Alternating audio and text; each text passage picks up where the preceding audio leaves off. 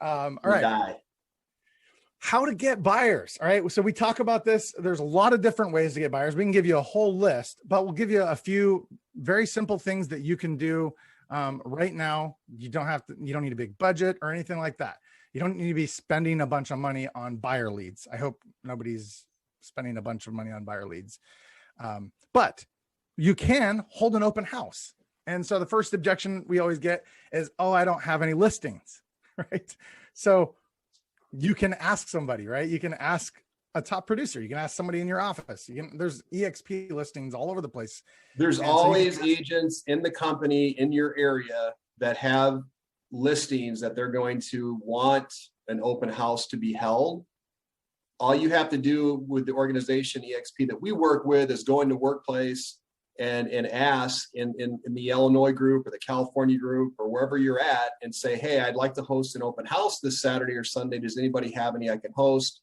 95% chance they're going to get right back to you. You got to, let them know ahead of time. Don't do it on a Friday afternoon. Get that prepared on a Monday morning.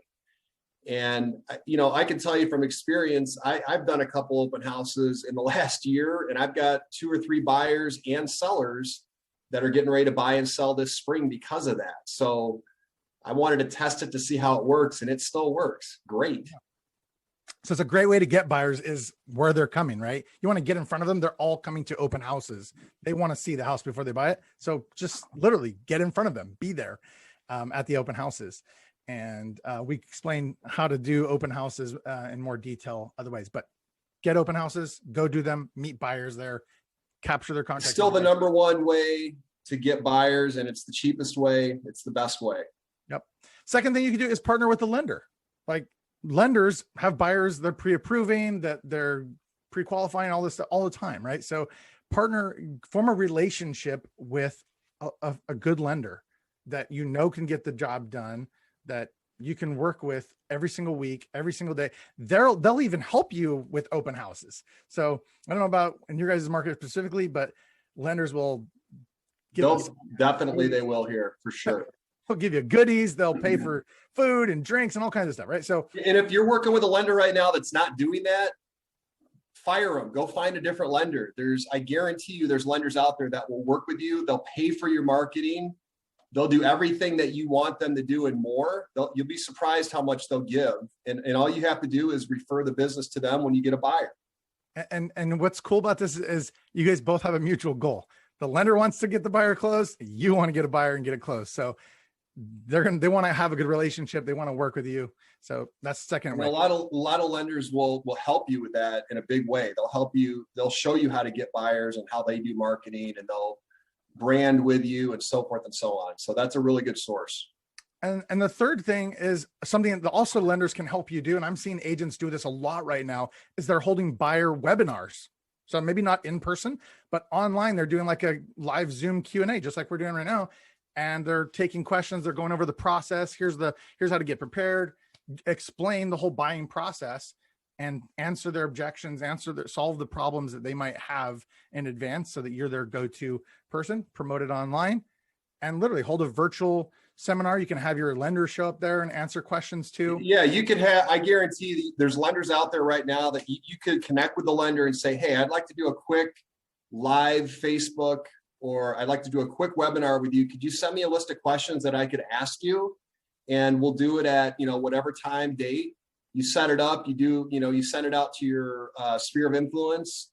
You text the invitation to everybody. You email it to them, and then you hold the webinar. It could be 10 minutes long. You ask the questions that the lender is pre-prepared for you. You have an outline of a couple things that you do as a buyer. A couple of things that they should be aware of as a buyer in today's market, the market conditions, and boom, you're done. You know what headache this solves for you guys? This helps you work with better buyers. You're educating them, and you're eliminating people that are knuckleheads or people that are just kind of wasting time. The tire kickers, you want to get rid of them, and you want to actually help them work with you in the process more smoothly, more efficiently. So having a seminar and training them gets them ready. It sets that expectation that we just talked about. All right. This is one thing I've overlooked many times, and I'm sure a lot of you guys are, is not really capitalizing on getting listings from buyers. So believe it or not, 20% of buyers actually have a home to sell, right? And sometimes people are not making a move because they're like, man, I got to sell my house and buy. So many times. And some of my biggest paydays have been when I had a buyer that had a property to sell and got 2 transactions.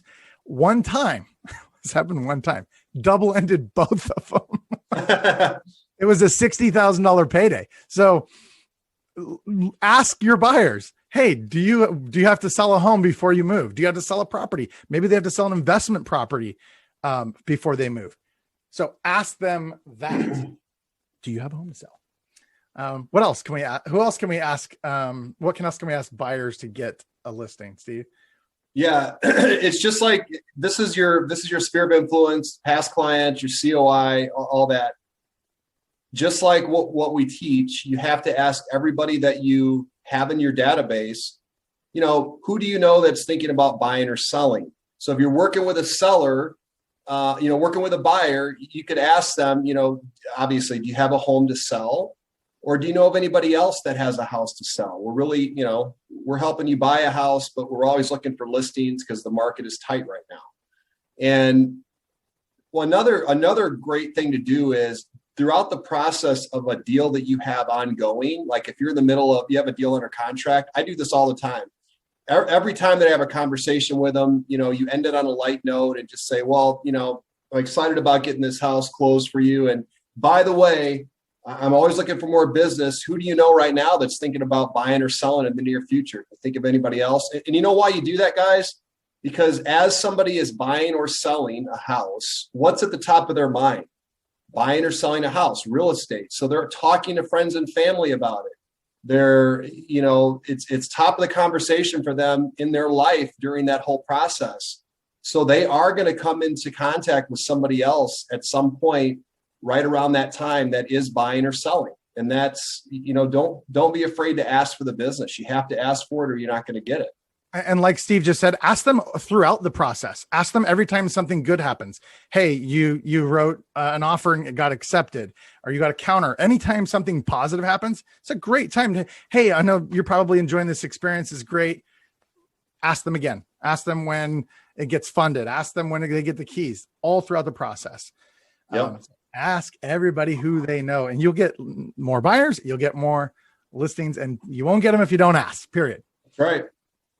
Okay, what are some scripts for buyers? So we have some scripts on our website. You can download them. It's what do you say on the first call?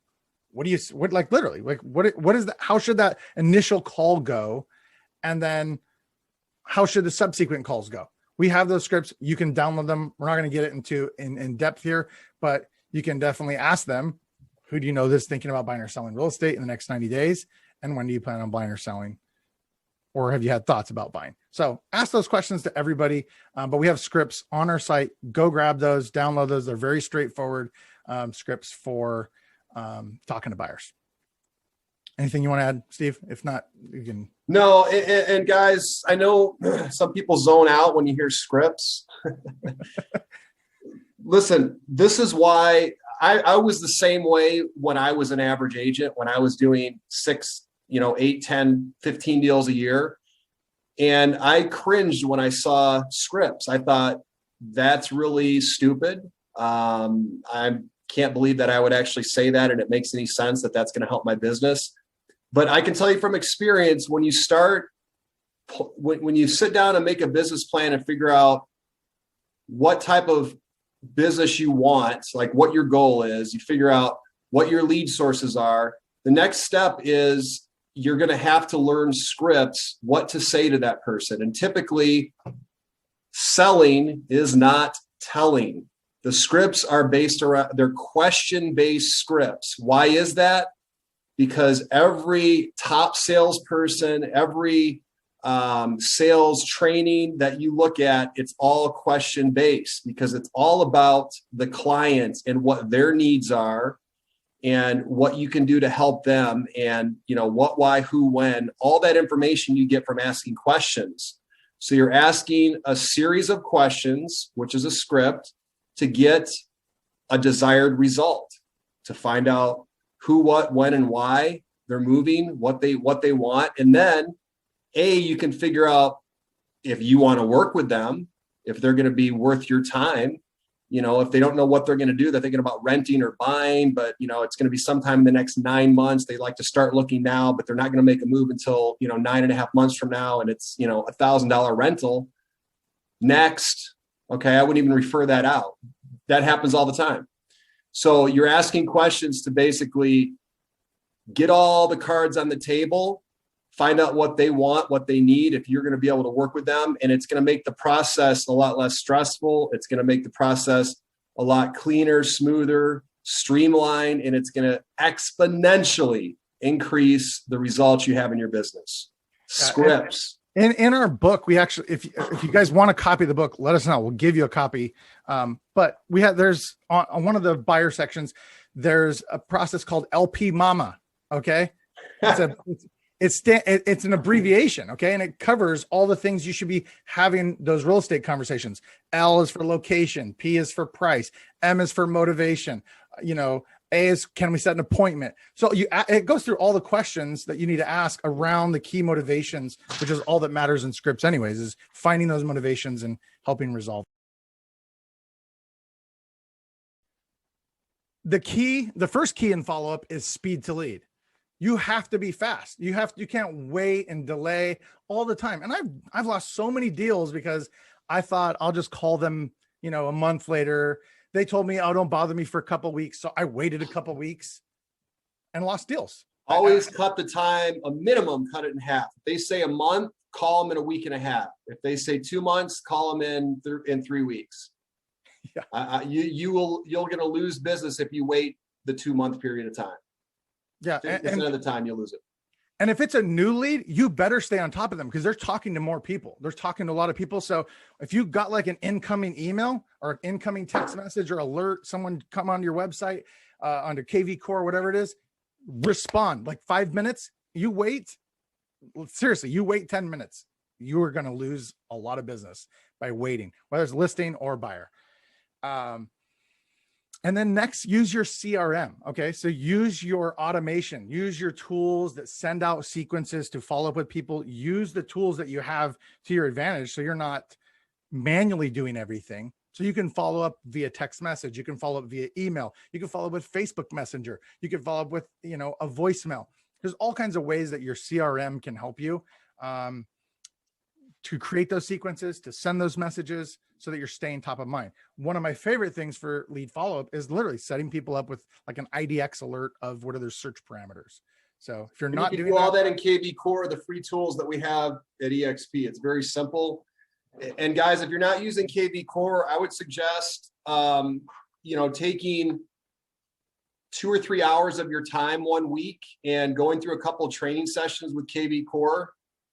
There's some very, 30,000 foot view training sessions that'll give you the basics. That's really all you need to do. And make sure you understand how to use it and that you're using it correctly, because I've closed deals out of KV Core without doing anything. Basically just putting the lead in there and letting it follow up on its own. Yeah, it's helping you run your business like a real business, where you have a system that does something that you shouldn't manually be doing in 2021. Nope. So, use it. It's a great way to leverage and free your time and keep top of mind in front of people. Okay, so the next thing is submitting stronger offers. It's competitive. There's other buyers that want the property that your buyer wants. Most likely, and depending on the market conditions, like right now, there's bidding wars going on. Set that expectation. So first of all, before you even start writing the contract, you have to set the expectation with a buyer that they need to write a strong offer. If it's that market, they need to be competitive. Not, oh, I'm looking for a deal. you gotta shake them and break that of that, their mindset of that, because the market is going to dictate what kind of offer they're really writing and how motivated they are. So set that expectation first. And then when it comes time to write terms, look at places that you can do your homework and your due diligence to help them strengthen it in the terms for how long you close, right? If you have a 60-day close versus a 21-day close, guess what? 21-day close looks really good for a seller that's like, I want my money, right? And guys, I know a lot of you are already doing this, but if you're not using an acceleration clause, that's a form that you can get in the MLS and online in our systems here at EXP. So you can use that. If you're not familiar with it, touch base with us later, but that's one way. Another way is, walk through what it means to put an as-is offer in with your buyer.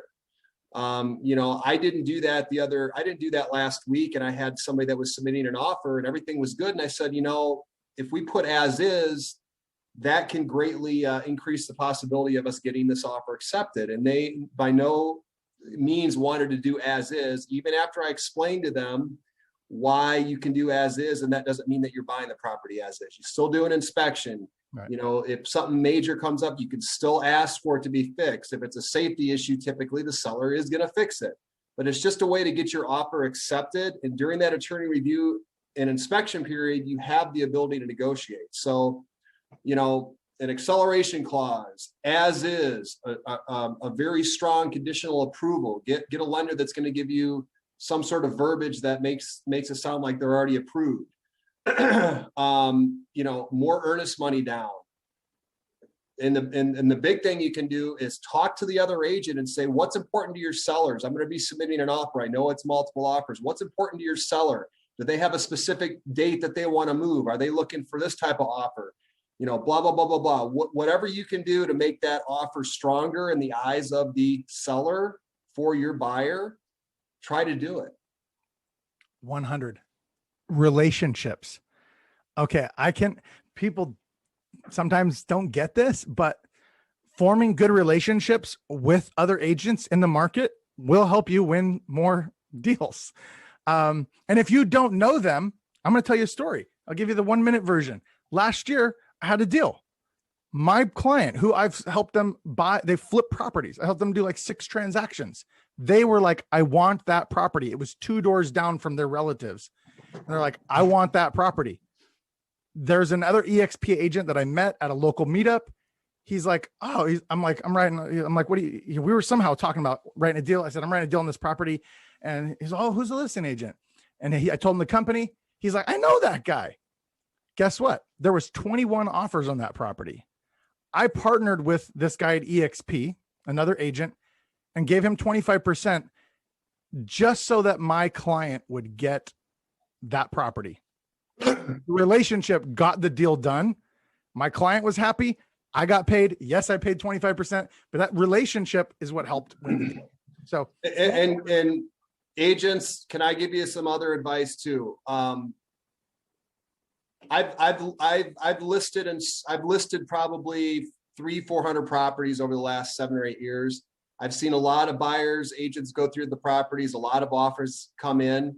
And the ones that typically, the listing agent has they have a lot of power and a lot of leverage as far as getting the offer accepted. So kiss their ass a little bit in a sense of figure out how the agent operates. Like if somebody was sending me multiple offers, a couple of years ago when I had, 25 listings at a time and, 10, 15 things offers coming in. Sorry. Yeah, they have specific processes sometimes. They're like, hey, submit the offer this way on this form. And answer your phone and communicate respectfully with the listing agent. Ask them what they're looking for. And if you get the sense that they just want to work through text message or email, just do that. Don't do what you want to do. Do what they want to do. Make them happy, make their job easy. You have about a 90% better chance of getting your offer accepted. So you just slap the offer together. And that's the other thing. Put the entire offer package together when you send it over to the listing agent, the entire thing. And what we do is we even outline at the very top. We put the price, the terms, blah, blah, blah, blah, all that information at the very top. And that way they don't even have to open it up and they can see exactly what the offer entails. If there's a home warranty, if there's a contingency, what type of loan they have, what the closing date is, what the price is, boom. Oh my God, I love that. That offer is going to get my attention. The one that gets shot over to me, with 20 other offers, and I never hear anything from the agent, and I have to look and open it up, and it's all, spread out amongst 20 different files or pages. Fuck that. Nobody's got time for that. And they're going to communicate that to the seller. The seller's like, well, what do you feel about this offer? Every seller asks that. Well, what do you feel is the best one? And which one do you, and I'm going to be, if you're like me, you're going to be straight and be like, I never even talked to that agent. I don't know I don't know if it's pre-approved. I don't know nothing about that one. So they're not going to touch it. So form good relationships. Another thing they'll throw on here is just see if you can get a conditional approval. Again, this kind of goes back to a buyer seminar. Get the buyer as much advanced in the process with the lender as possible to make your transaction a success and make your offer writing a success. Showing that, hey, this buyer has been fully vetted by this lender. They have all their documentation. They know this. So that's another thing you can do. Talk